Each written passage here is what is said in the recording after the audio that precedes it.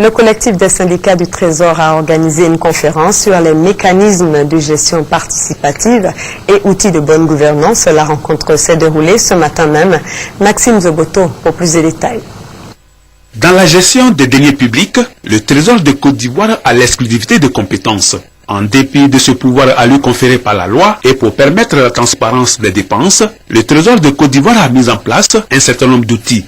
Des outils qui concourent tous à la satisfaction client parce que engagés dans un processus qualité. Comme l'a révélé à cette rencontre avec la presse, le collectif des syndicats du Trésor public, les mécanismes de gestion participative et les procédures de bonne gouvernance en vigueur sont tels que l'équité est aujourd'hui de mise dans le paiement des factures. Ce collectif s'interroge alors sur les motivations du syndicat des fournisseurs de l'État qui reproche aux agents du Trésor d'être au centre d'un réseau mafieux pour leur extorquer des fonds allant de 15 à 30% des factures.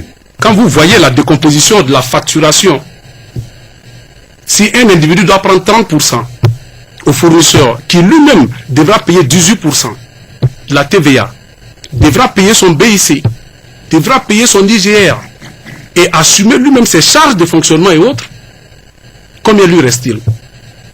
C'est des propos dangereux. Il faut éviter de salir et de jeter l'opprobre sur les agents du Trésor public.